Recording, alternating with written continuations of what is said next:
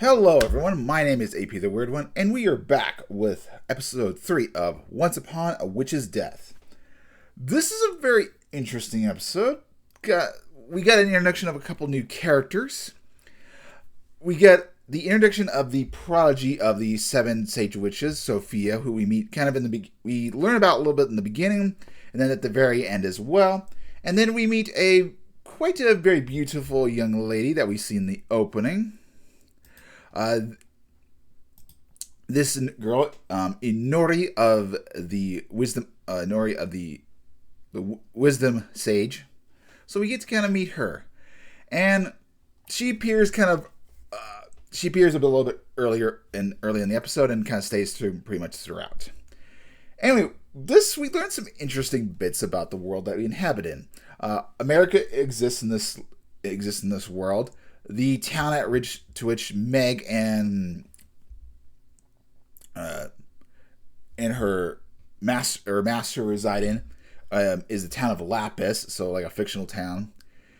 And we've also learned that magic has caused climate change, essentially, because corporations, they get to use the magic and they start clearing out forests. They do kind of a whole bunch of their bad stuff with it, so it kind of makes the world less environment. It's destroyed the environment, and the world needs the seven sages in order to restore the balance, essentially.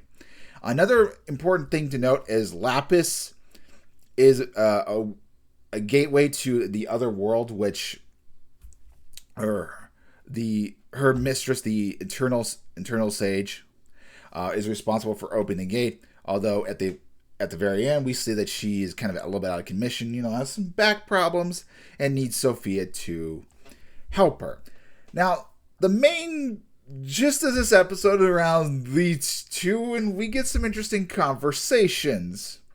Meg is introduced to Inori by the fact that she wakes her up with a foot smell. Inori puts her unbathed foot in her face, causing her to wake up. Very disgusting. Though she does seem to enjoy feet. We'll get that a little bit later on. But yeah, it was very gross, and even her creatures are not happy about it.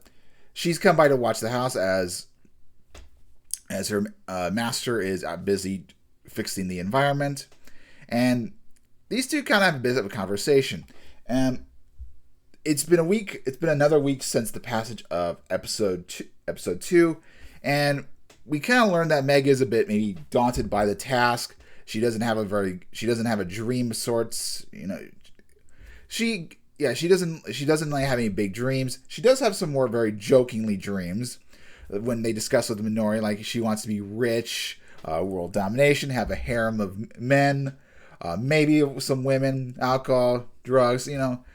This was set in more of a haha moment, but it's like kind of skirting around the issue. It looks like she's kind of coping, not wanting to confront the really big issue in her life.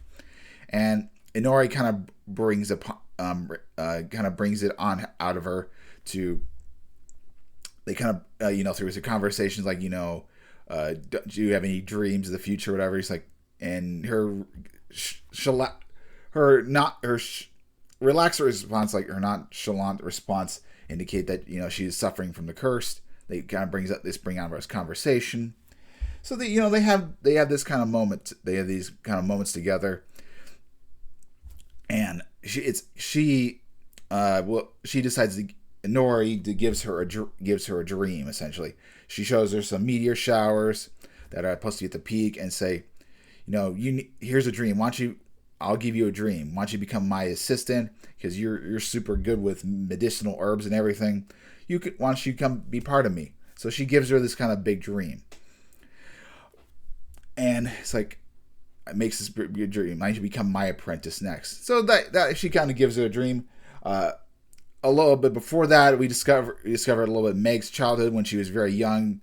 Her master said, you need to tend this garden because you just want to play. You don't have no responsibility. So we see a little bit of that. We see that she screws up a little bit with mint. Mint's a type of weed, and this gets out of control. So she kind of learns a little bit of learns gardening. and she can and I guess Inori kind of understands what Meg's going through. Like, it's a daunting task to accomplish getting 1,000 tears of joy. To kind of discuss their methods, but yeah, it was a bit of a goofy episode, to say the least. I mean, we learned a lot about Meg's backstory. We learned about the Inori, the Sage of Wisdom, who, you know, she doesn't need to meditate. She's really gifted. She's over, at least accordingly, she's over 100 years old. Not very good bather. When they like, you need to take a bath and you need to clean your feet. And when that does happen, you do get some great foot shots of her. Waking up with the foot in the face, I'm like, I was not expecting that. That's more something towards a guy, but okay.